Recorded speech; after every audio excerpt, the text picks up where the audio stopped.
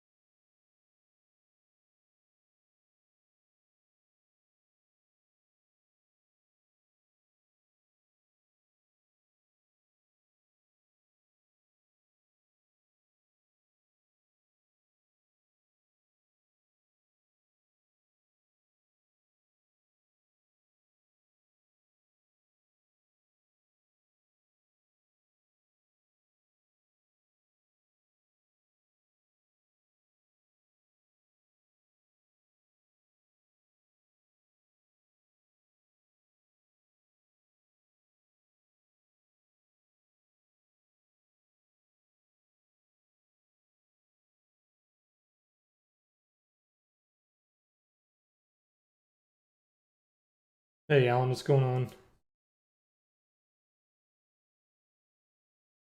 All right, we should be good to go. Good 30-minute close we just had. First close of the day, closing above this trend line here.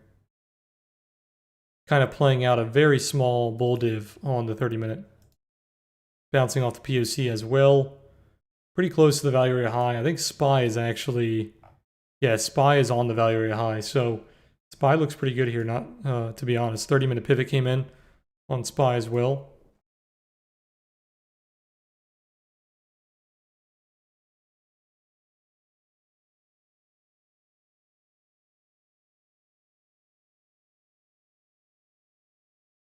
Give people a few minutes to hop in, and then we'll go over what's going on today.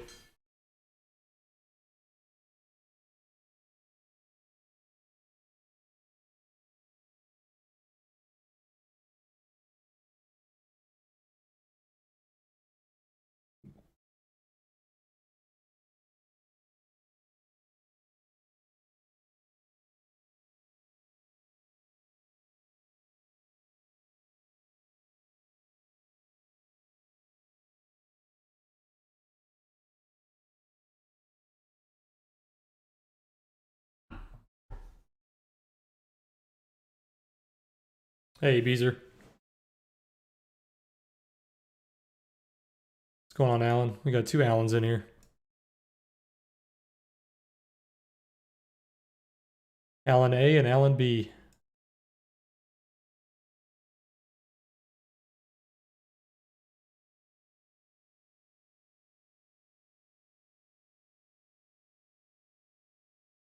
So basically what happened today was a pretty standard bad news sell-off, right? We had some bad news on the debt ceiling.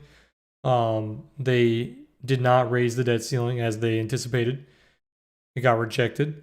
We had the Fed testimony from Powell on to Congress, which ended up obviously not going too well. He did mention a few things about like raising rates, which I think people didn't like. I didn't watch like the actual meeting, but I saw some tweets about it. They were saying that he was mentioning raising rates and kind of what would go into that. Obviously, whenever people talk about raising rates, it's never a good thing. We had a couple of key areas that we wanted to pay attention to today that were pretty obvious targets. You had the gap fill at 438 and the gap fill at 434. Both those gaps were filled, so we can go ahead and delete these here. So both those gaps were filled, but we actually started a new gap, which would be right here. We can go ahead and mark that. And it created a pretty big volume gap as well. So if you guys remember, what did I say yesterday during stream? I said we were going to see a massive move to the upside or a massive move to the downside, most likely today or tomorrow. And I said that because we were balancing pretty much perfectly for 3 days, right? So you had 3 days worth of balance, and we didn't have any real test of a breakdown or a test of a breakout to the upside or downside. So once we kind of figured out which way we wanted to go, it was going to be violent, right? And that's exactly what happened. I told you guys if we went down, you were most likely going to go down to the gaps. So the gaps were filled. And then if you were going to go up, you were most likely going to go fill the gap to the upside around 447. Obviously, we did not get that. So a couple of key warning signs here was obviously if you look at ES, the overnight session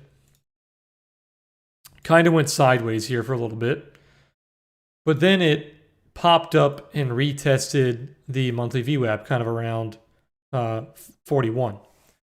Once it failed that monthly VWAP, you can see it was basically just straight down. So you failed to gain the monthly VWAP for the third time. You tested it there, and then you popped up, tested it again one final time. It was kind of like the last ditch effort from the buyers, right? The market was saying, okay, if the buyers are going to be in control here, they need to break the monthly VWAP. They couldn't do that. So then the sellers took over. Once you lost the 200 EMA and then you lost all your pivots here, it was basically just straight down from there. You can see the 30-minute, you lost the 200, you lost the VWAP, you lost both your pivots, and then you lost the low, which was also a pivot right here as well. So basically around like 2:30 in the morning, it was kind of warning you that we're pretty bearish. And then you sold off, tried to put in a new 30-minute pivot, could not bottom there, which is a very bad sign. Because like I told you guys, the 30-minute blue pivots on ES are very good at predicting at least local bottoms. And this didn't even give you a local bottom. Neither did this. I mean, they kind of did if you count like an accumulation, but we didn't get a bounce, which we typically get off of these pivots. So looking at the last two blue pivots and how we didn't see bounces off of these areas, that's a pretty bad sign, right? It's telling you that the buyers are pretty weak. So then we actually pulled back up to retest the pivot, and then we nuked it. You know, that nasty sell-off there. So that was another key warning sign that we were going to go lower. And then it just kept going lower until you filled all the gaps. Now, it's kind of bouncing off a pretty strong level here. You have a 30-minute pivot on ES, and then you have the monthly VWAP. So if we go down to the daily here, we have the monthly VWAP bouncing our price as well. So like I told you guys before, losing the monthly VWAP here was slightly bearish. And then you had the sell signal, which was also slightly bearish. But as long as you hold on to the second monthly VWAP, it's not that big of a deal, right? It's just a local sell-off. But if you lose 2 consecutive months of VWAP, that's very bad. We have not lost 2 consecutive months of VWAP since the COVID nuke. So that would be a definite warning sign that we were getting a little toppy. But for now, we are holding that VWAP. So as long as we can hold on to 43, 45, excuse me, that should be it should be a local bottom, okay? If we break the VWAP, there is a pivot, a 4-hour pivot around 4,300. And then if we lose that, you're basically going straight down to 4,100, most likely going down to fill the gap on SPY, and most likely going down to test the 200 EMA on SPY and on ES. Okay. So this is like the last line in the sand here for the bulls. They need to hold on here, or you're basically going straight down. And you have a monthly VWAP there, but you're most likely going to come down to the gap around 410 and the 200 EMA. So I'd say if we lose this level and find some value down here, any bounce after that would probably be a bearish bounce, and the trend would continue lower. So we do need to see this monthly VWAP being held on to. For now, it looks pretty good. We are bouncing off support. You are back above the local trend. You do have decent buy pressure coming in, decent amount of call flow coming in. People buying the dip on SPY and Qs.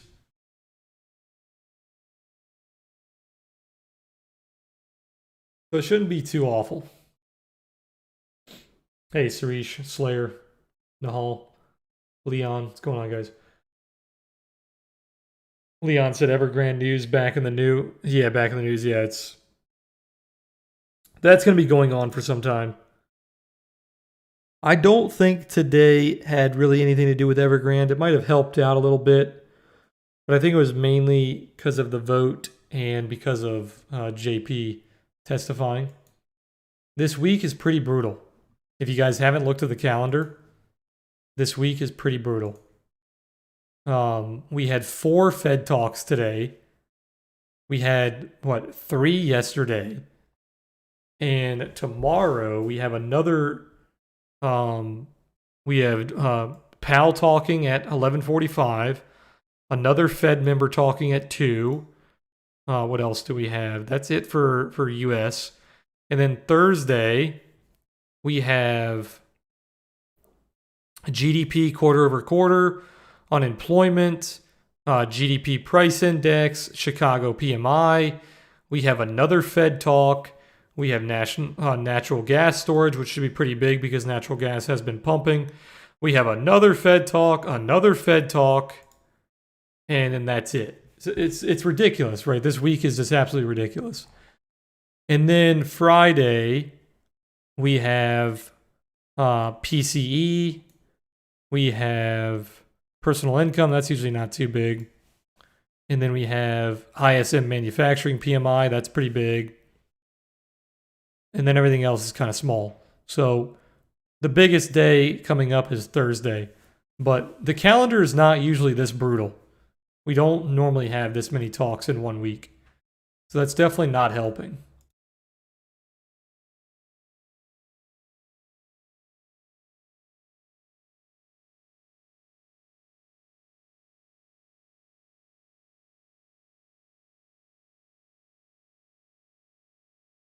Last October was nasty. Yeah, October is usually a month that a lot of shit happens in. Funny enough, though, October is typically pretty bullish towards the end of October.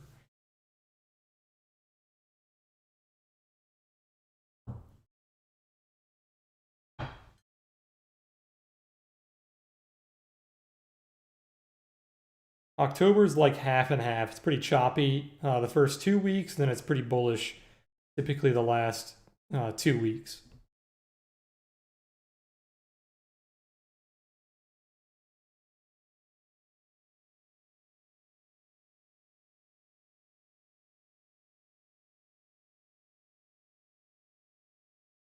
We are in the worst, not I wouldn't say the worst week, but one of the worst weeks of the year. As I told you guys on Twitter, the last 2 weeks of September is one of the worst 2 week stretches in the entire year. And we're really seeing that. It is a brutal time to be taking like long-term bullish positions. It's a brutal time to be hopping in like big tech stuff that's like uber bullish, right? What I've been doing is I've been taking smaller plays and then I've been adding on to my dollar position, my dollar hedge. The biggest trade that we've taken recently was Roku, and it's not doing too bad. I was looking at buying the dip on SPY and Qs, but honestly, the premium is not that bad. Like the premium has not been burned as much as you would expect it to. And I think it's because the IV is going up.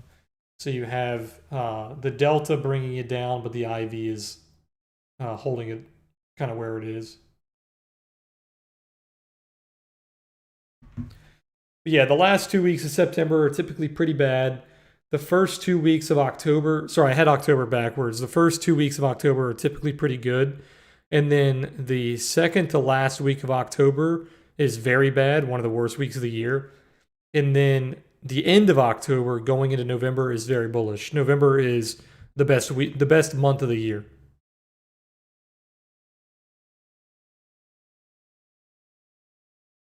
So basically, the last week of October in the entire month of November is the best stretch of the year. And then December is kind of half and half. And then the next really good month is in April. November and April are the two best months of the year historically.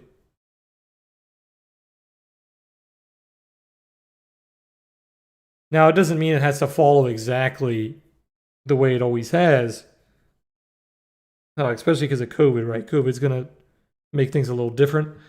But so far, it's been pretty spot on. We had a nice little run up on the first couple of weeks of September, and then now we're nuking into the last 2 weeks of September. It was actually like the first week of September. After the first week of September, it was kind of straight down.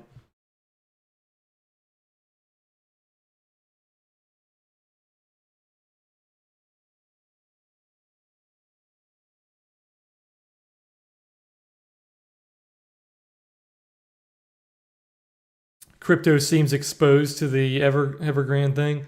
Yeah, I'm not too read up on the whole crypto side of it, so I'm not sure. Is SPY in trouble for another drop tomorrow? Right now, not so much. But what's tomorrow? Wednesday. Wednesday's not too bad, but we have a lot of Fed talks on Thursday. So if there was going to be another nasty drop, it would most likely be on Thursday.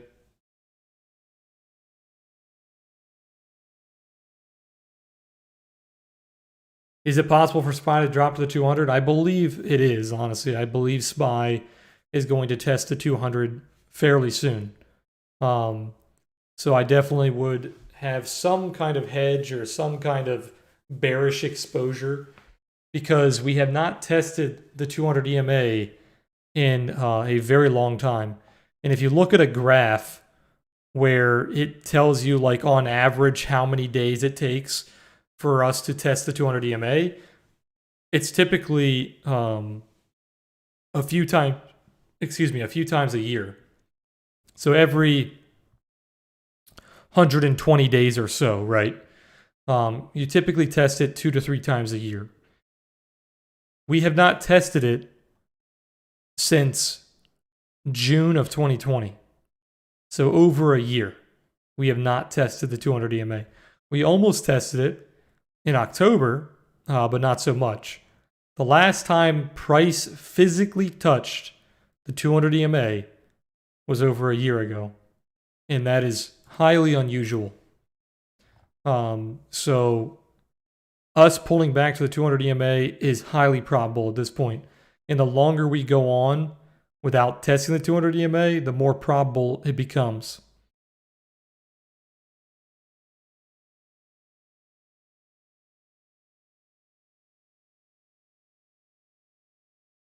We're already starting to kind of roll over on the higher time frames. The daily has already been red on the OTS. It's already flipped red on the trail, meaning the trend is bearish. And then if we go to the 3-day, the 3-day I don't believe has flipped yet. I can't see the trail. No, the trail is still green. You can see it right here, the green line. But we have turned red on the OTS. So you are flipping on the 3-day. The weekly, not yet. The weekly is still bullish. You have a buy the dip signal that came in last week, but we have not begun to kind of bounce out of that buy the dip area.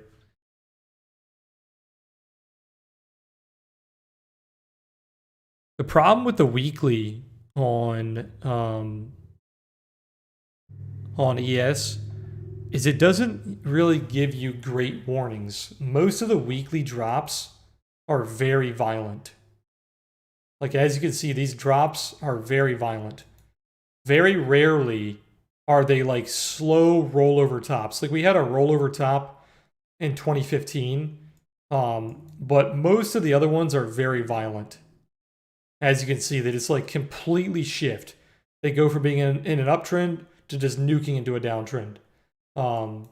So it's hard to look at the weekly and kind of guesstimate if we're going to be rolling over or not, because it doesn't typically give you very good warnings. Same thing with the monthly. The monthly doesn't really give you warnings either. All the drops are pretty violent and they come out of nowhere. So the longer time frames are not the greatest.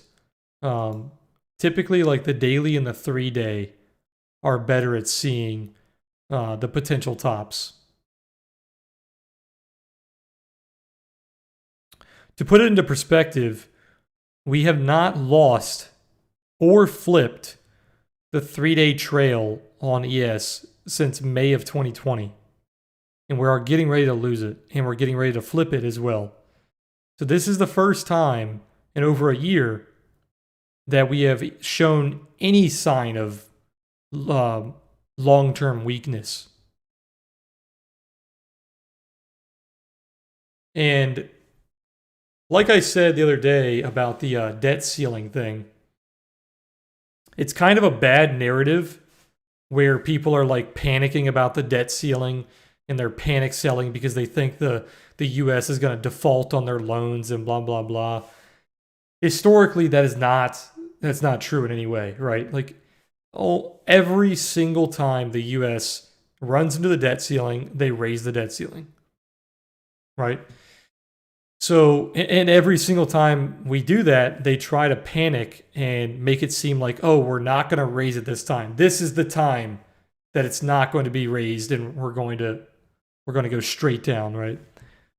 It's like that every single time. So that narrative I'm not really scared about, but if they do continue to fight on the debt ceiling for some time, the market will have more fear. The VIX will continue to go up, SPY will continue to go down.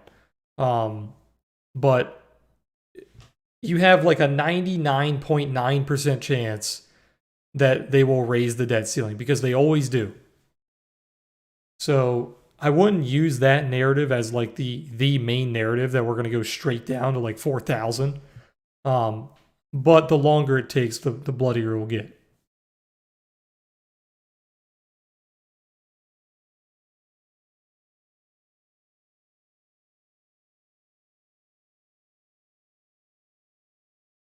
What is beautiful about the 200 EMA drop is it would most likely lead to the gap fill of the 400 level.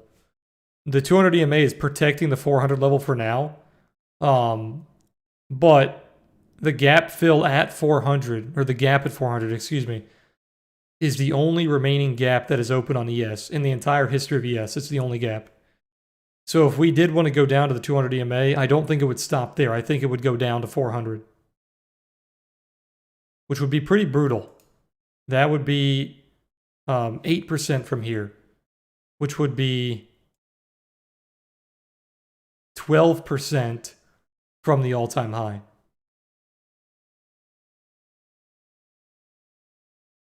What's going on, Dev? Yeah, Mortal, it's negotiation tactics for sure.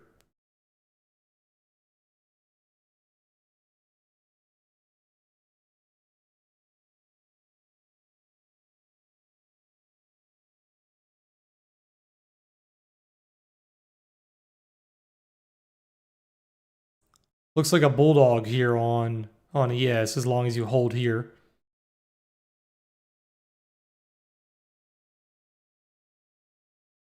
I'm not short SPY, I'm not short indexes, but I'm long dollar. That is where my hedge is. I'm not taking shorts on the indexes, but I am longing the dollar. The dollar is looking really strong. I told you guys on the summary markets, I told you guys on stream that USD JPY typically leads, right? So when USD JPY starts to pump pretty hard, you see Euro USD start to go down, and then you see Dixie start to pump. And when Dixie pumps, the market typically bleeds. So we're getting ready to break the yearly high on USD JPY. Once that breaks, Dixie should begin to follow. Dixie is already breaking the yearly high, but I think with that explosion on USD JPY, Dixie will finally get out of this range that it's been in around the 95 area. You can see the weakness. Look at Euro USD getting ready to lose a big support. USD JPY flying. Another thing to look at is look at the 10-year bonds. The 10-year bonds are crumbling. They are approaching COVID lows. The COVID lows of the 10-year bond was around 94. You're at 97. Look at the yields. The yields are exploding. The yields are almost breaking the yearly high. If they break the yearly high, that's going to be very bad for big tech and the growth sector, right?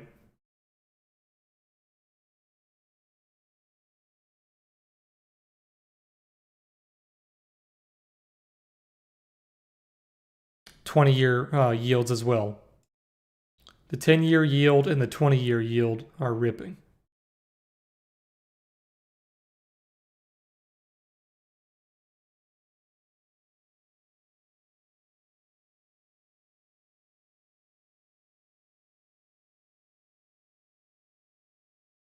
Yeah, the gap fill strategy on Bitcoin is not as strong as it used to be.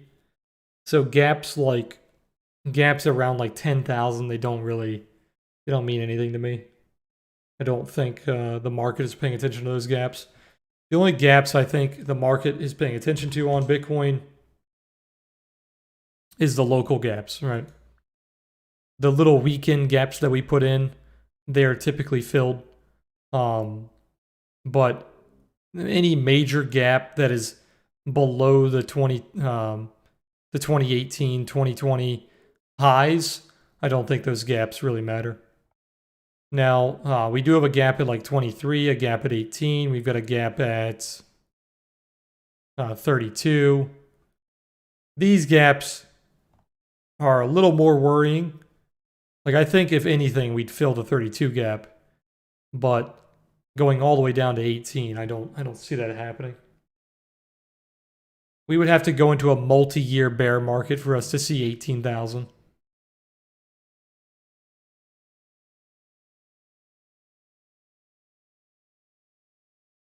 Right now, I like the 39,000 area. I like the 38,000 area. I think there is a massive support around that area. And I'm not afraid for longing Bitcoin as long as we're holding on to anywhere from 37 to 39.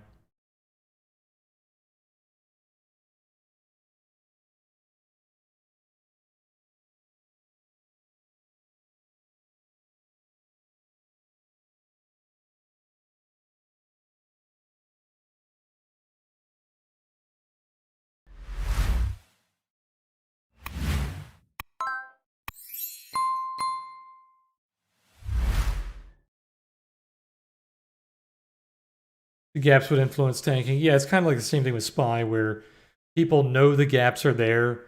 So when it starts to sell off, they immediately think like, oh, we're going for the gap fill. Pretty much the same thing that people do with SPY, which happened today. Started nuking. People looked at the gaps as the targets, and they got filled pretty easily.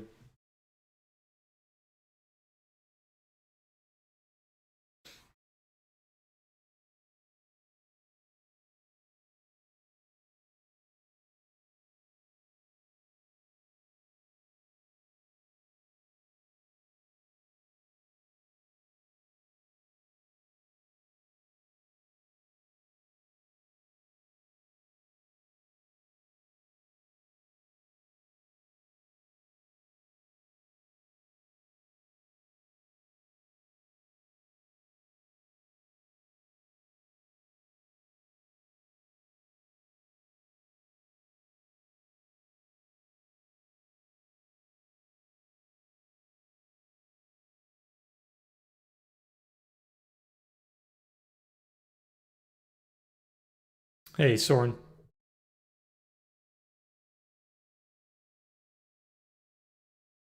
Little pullback on ES to the POC. This is like the last line of support. We need to hold this or the Bulldog is going to be invalidated. What's going on with GoGo? GoGo is getting massive volume here. Jesus, look at GoGo. It's almost at 18. There's the short squeeze that we were talking about last year. Might have been earlier this year. This thing took forever to squeeze. 44% on the day. Johnny mentioned this morning. It was up 14%. Now it's up 44%. Jesus.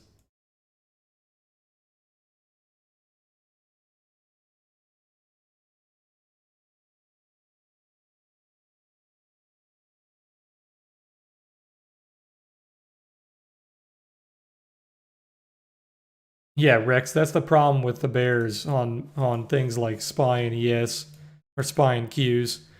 They call for tops for 2 years straight, and then you get like a little 3% red day, and they're like, "Oh, I told you so.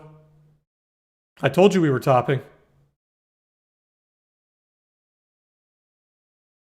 I guarantee you could go on Twitter and find multiple accounts saying they predicted this top and they've been bearish the whole time. It's like, yeah, you have been bearish the whole time. You're negative like $5 million and you made back 200,000 today on your shorts. Congrats.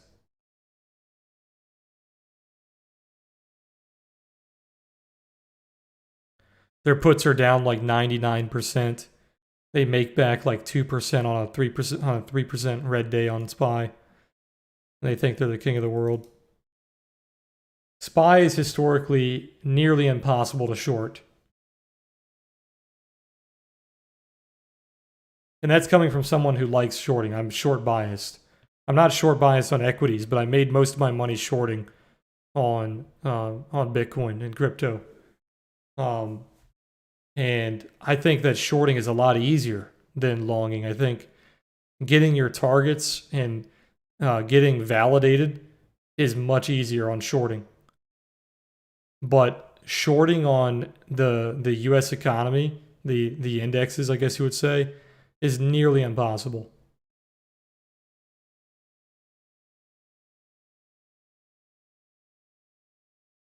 You can have a few winners here and there, but being consistent and consistently calling tops on SPY and Qs is very hard. And trust me, I've tried. I've lost a lot of money trying to short SPY and Qs.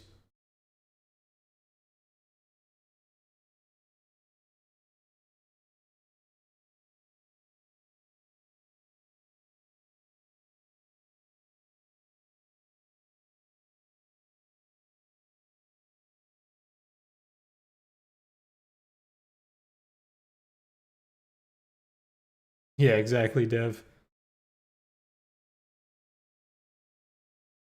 The beautiful thing about shorting, especially in crypto, is when you're right very quickly and you're rewarded very quickly.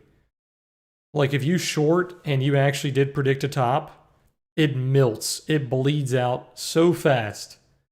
And you'll short it and it'll be down like 20-30% within a day or two. And you'll instantly get paid.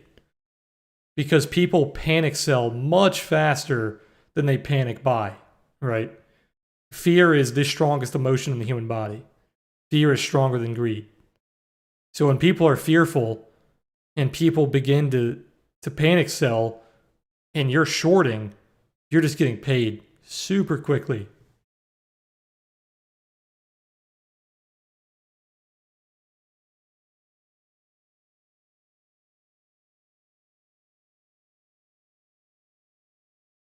What's a reasonable leverage to use in crypto?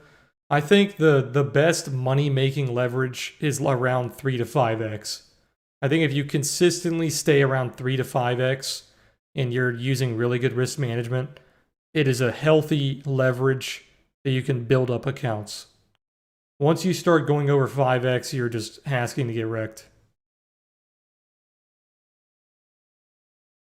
3x is very safe. If you're using stop losses and like using proper risk management, proper sizing, 3x is very safe.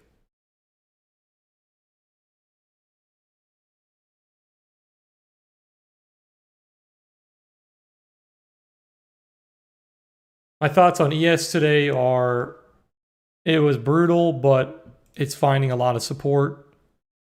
And as long as it holds on to 43.50, I think it's okay.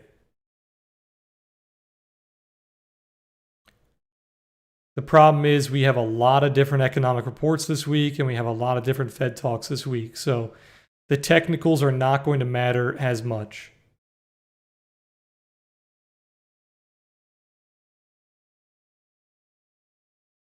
What are my thoughts about Bitcoin ETFs? To be honest, man, I couldn't care less. I think Bitcoin ETFs are pointless. I think if you want to trade Bitcoin, if you want to trade crypto, you should be trading the actual crypto. You should not be trading ETFs.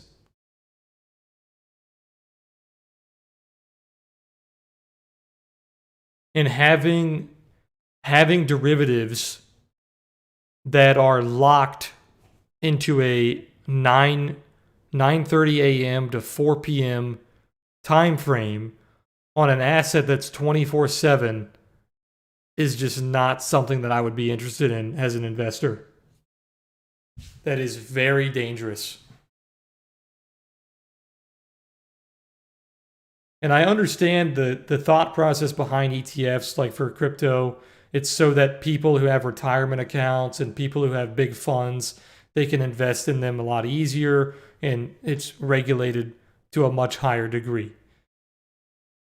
It's still the pros do not outweigh the cons. The number one problem is what I just said. You are taking a 24/7 asset and you are developing a derivative that is locked from 9:30 to 4 p.m.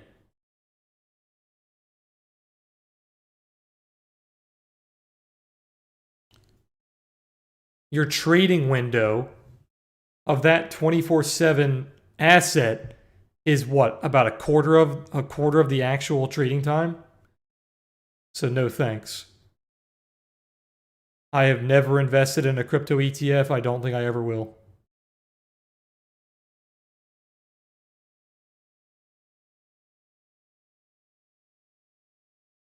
Imagine having a shit ton of money locked into like GBTC or some kind of crypto ETF, right? And then the trading day's over. It's 4 p.m. When do you see a lot of action on crypto? You see a lot of action around 8 p.m., around the daily close. And then you see a lot of action around like 2 a.m. to like 6 a.m. in the morning session, the Asian overlap. Both of those times are not open to ETFs. So what happens when something crazy volatile happens in those times? And they just start nuking, and your money is locked in an asset that you cannot trade. You're screwed. Godspeed, right?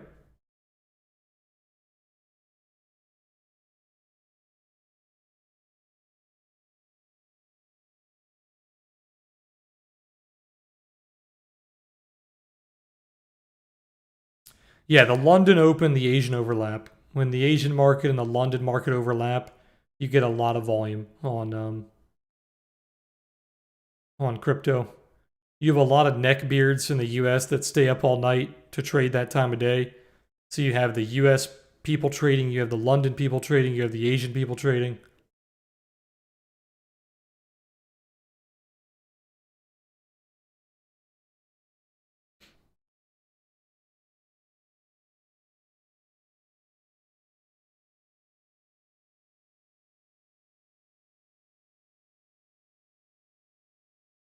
ES is falling back into that trend. That's not pretty. We are bouncing off a pivot, and I didn't even actually see that pivot come in. There's a little pivot right here. Hard to see because of the doji. But as long as we hold that pivot, hold the POC, it's not too bad. But you do not want to close below this trend.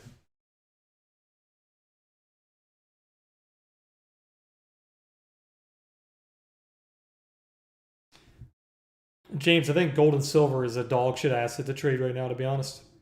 It's gold is like one of the worst investments of 2021. It is the worst investment if you only take like into account commodities and like the big market indexes. It's literally the worst investment of 2021. So gold and silver is not at the top of my list right now.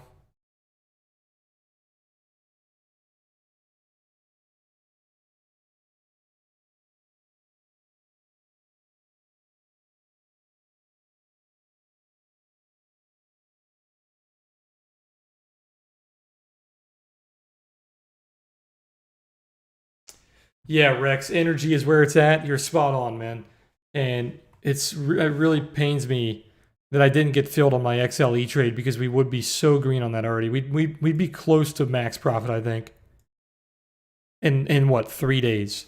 We'd be close to max profit in 3 days.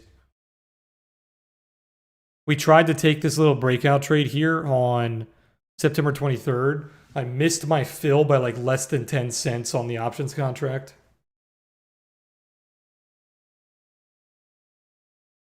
But yeah, energy is flying. It's mainly due to the energy crisis in Europe. But even the natural gas prices in the US are skyrocketing, and we're not even into the winter yet. Like, that's the scary part. The winter isn't even here. It's here in a few states, right? It's getting cold in a few states. But across the board in the US, winter isn't even here yet. And look at natural gas prices. Look at this. It started the year around $3. It's at $6. It's up 100% in 9 months. That's disgusting.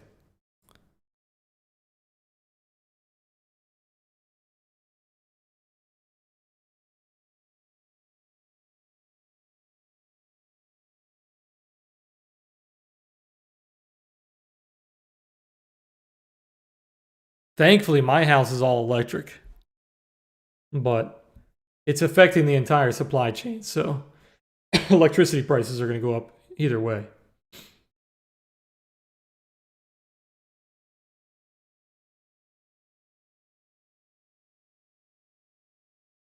Yeah, I've seen EWT before, Rusty. Are there any materials or videos on how to get started with futures? I don't make those kind of videos. Like, I don't make videos on like I don't know what you would call that. Like getting started and using a broker or getting started in futures. Like, I don't make videos like that. Most of my videos are technically based. It's based on technical analysis. So I can't help you with that. But I'm sure if you just go on YouTube, I'm sure there's hundreds of videos that can help you with that. If you're talking about getting started in futures trading, like in a technical standpoint, like using techniques, then you can use my videos. But on a, I don't know what you would call that, on like a fundamental side, I guess, like starting the account and what does a tick mean and what is margin and all that stuff. I don't have videos like that. Investopedia is really good too, by the way. It's not videos. It's, well, they got, some of them have videos, but it's mainly writing.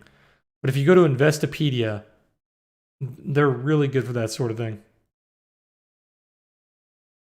$200 a barrel incoming? Yeah, that'd be ridiculous. What's the consequence of energy prices going up so much? Just everything being more expensive.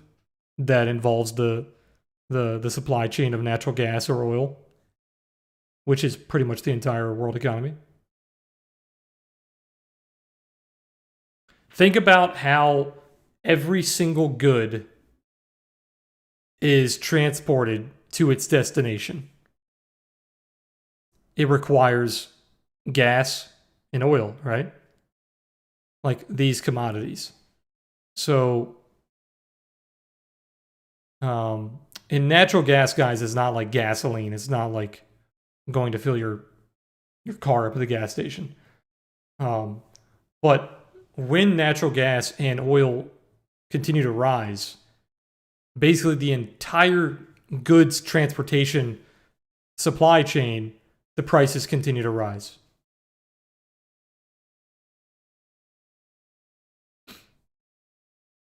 Another key stat that most people don't realize is over 50% of freight that is flown, so like they use planes, right? Over 50% of air freight is not commercial airliners. It's not transport airliners. It's personal airliners. Like people, or I guess it would still be commercial, but the same planes that take you from New York to Miami, 50% of all air freight is on those planes. Okay. So when there is a massive change in demand where the demand for flights is going down, there is less air freight that can be transported on these commercial planes. Does that make sense? So when air travel is constricted, so is air freight, which hurts the supply chain even more.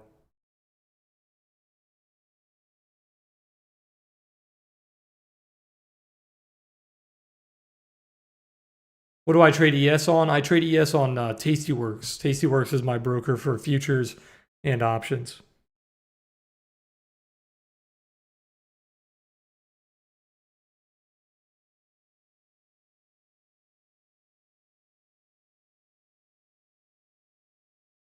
ES is looking really weak into the close. We only have, 12 minutes left?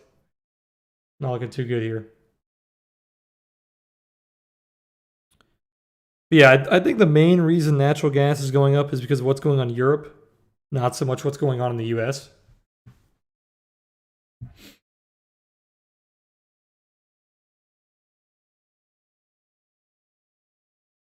You also had rolling blackouts in China as well.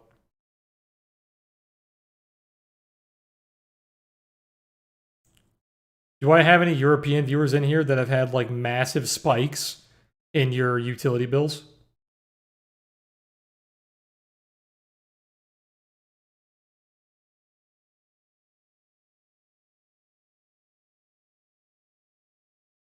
Yours have, Dev? Yeah. Are you in England?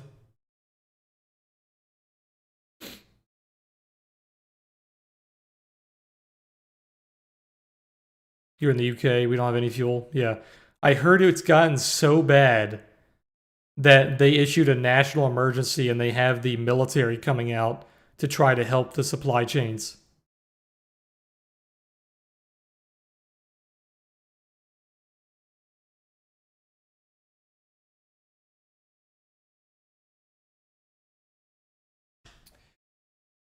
You know, I hate to be that guy, and I hate to even bring it up on stream, but this is the consequence of the lockdowns.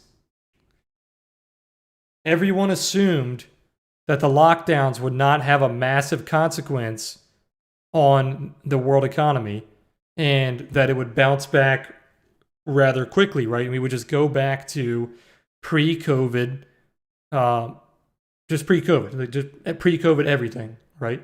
They thought everything would just snap right back. There wouldn't be any issue. This is the consequence.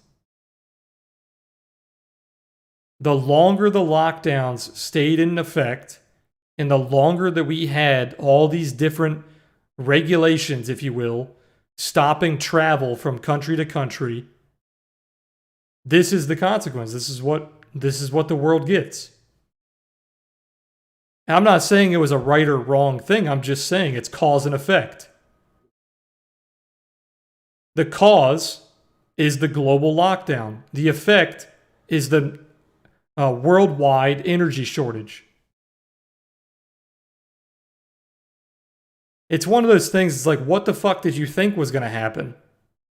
Did you think you could just shut down intercontinental travel? And you think you could just shut down ports and airlines?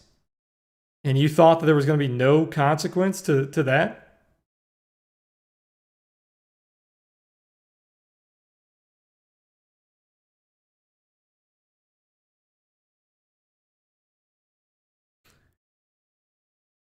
One of the biggest problems with the world supply chain as a whole is the demand skyrocketed way faster than people thought it would. So we had the lockdowns, right? You had all these people that were locked in their homes, didn't go out spending money on restaurants and movies and vacations and whatever, right? You had a demand shock where the demand was just, you turned the faucet off and demand was slowed down dramatically. And then the supply chain started to get hurt with mainly the shipping sector. The shipping sector was one of the biggest problems. But you also had the oil sector. Remember what we saw in oil? It went negative. Do you guys remember that? So we had the oil shock, we had the shipping shock, and now all the lockdowns are basically lifted across the board. I know in the US, different countries are doing it differently, but for the most part, a lot of countries are semi back to normal based on the lockdowns. So the demand faucet has been completely turned back on, but the supply chain hasn't caught up. So you have a very delayed supply chain, but you have demand that went from 0 to 100.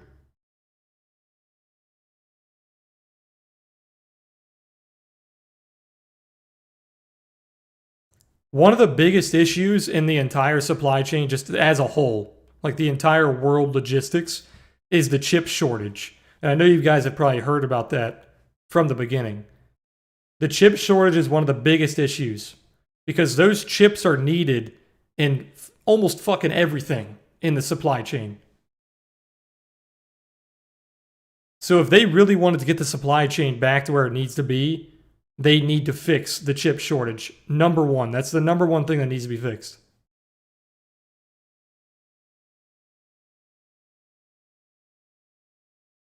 What will be the first sign that the chip shortage is coming back to normal is the car market. I know it doesn't seem like they would be connected so broadly, but if the used car market begins to collapse and it begins to go back to where it was, kind of like pre-COVID, and then the new car market begins to come back alive, and they're actually manufacturing as many cars as they want to be, then that means the chip shortage is not really there anymore. Okay. So if you want to follow the supply chain, you need to be following the car industry. Once the used cars prices across the board begin to go down and the new cars begin to go back to where they should be, the prices are going to go down as well. But it's not so much the price you want to be watching, it's the manufacturing. The manufacturing for new cars needs to go back to where it needs to be. It needs to go back up. That will be the sign that the chips are back to where they should be. Once the chips get back to where they should be, the shipping sector will start to revive. Once the shipping sector starts to revive, the rest of the world economy will start to revive.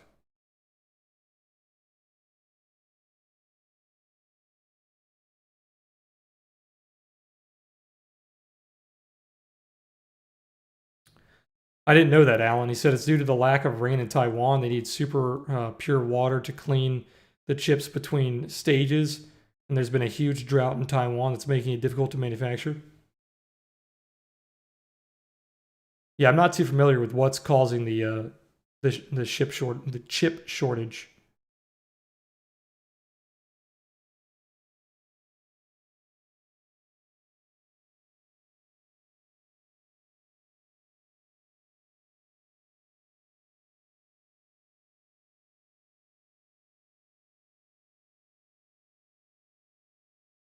Yeah, I saw that the new iPhones are back ordered as well. I saw the videos of the malls that were getting stormed for the new iPhone. We're about to close on Loa Day. This is really bad.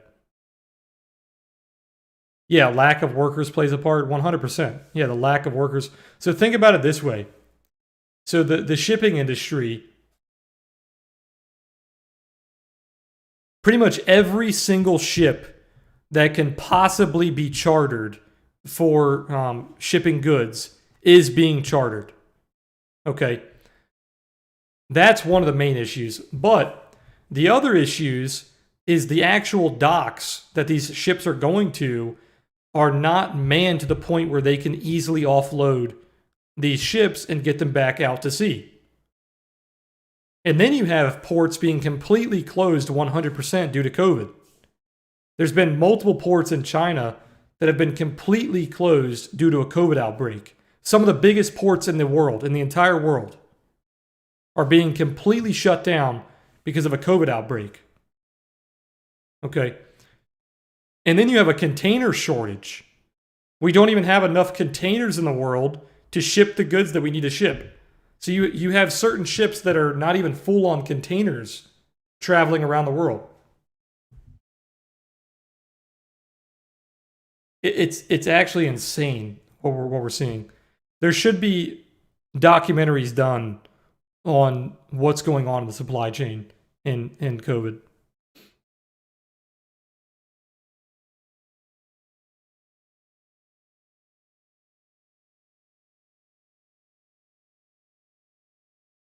What's going on in Australia? Australia is basically just a police state right now.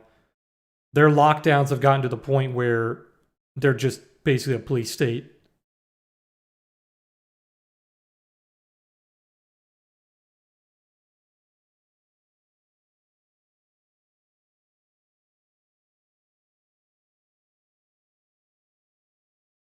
Yeah, it's very true, Sarish. It's a very complex process for chip manufacturing, for sure.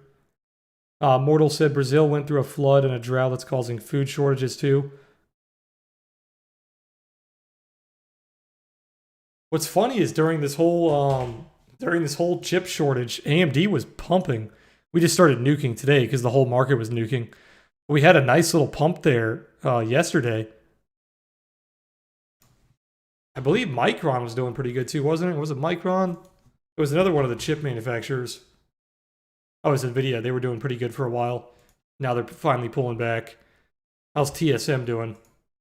Yeah, TSM's getting nuked as well.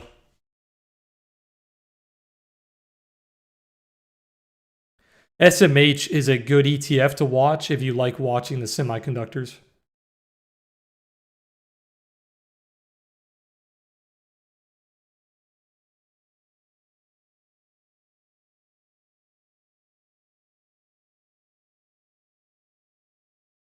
We close? We're about to close in 1 minute.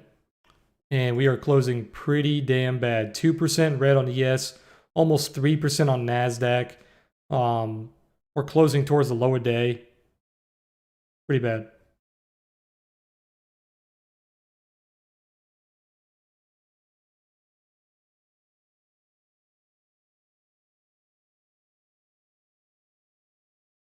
Yeah, the booster shot news in the US is getting a little crazy too. That's going to be interesting to see how it plays out because the FDA panel recommended that booster shots only be given to the elderly, anybody over 65. But then Biden went ahead and said boosters are available to everybody. So we're getting kind of a conflict of interest there. They released the pricing data for how much the US government is paying Pfizer for the shots, and they're paying them an astronomical amount of money compared to like what Trump was paying.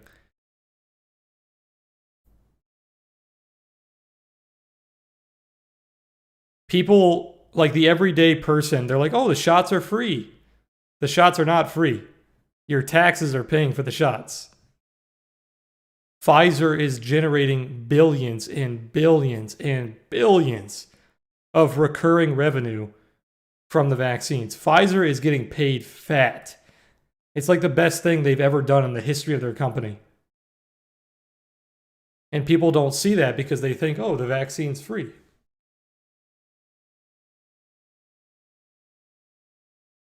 What's sad about the whole thing is look at Pfizer, the stock. They're down almost 20% from their all time high.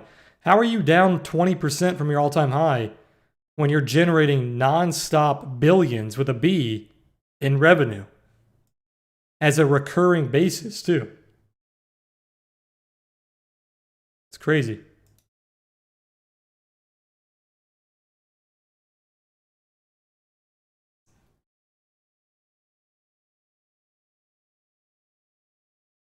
This is a joke, so don't take it literally, but it is funny that in 2020 and 2021, mainly like 2020, kind of like pre-COVID, we were all always talking about what? Everything becoming a streaming service or a subscription service, right? It was like the meme in the market that literally anything could become a subscription service. And now we have vaccines as a subscription service. But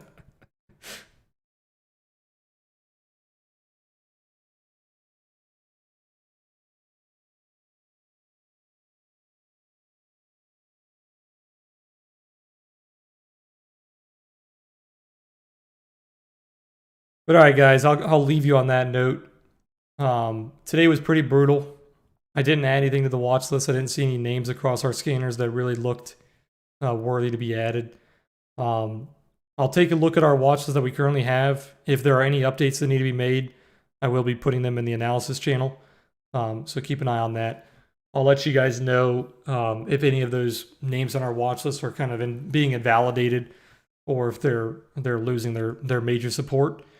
So keep an eye on that. I'll post the analysis within the next few hours. So check the analysis channel on Discord. Probably by like 6 o'clock, it should be posted. And then I'll see you guys on stream tomorrow, 3 p.m. Eastern. If you guys are in the Discord, I'll see you guys in the morning at 9:30. So yeah, see you then. Make sure to like the video, guys. If you guys are new here, subscribe to the YouTube. If you guys want to learn more about trading, be sure to check out my How to Trade playlist, and that will definitely help you out. But all right, guys, I will see you guys tomorrow.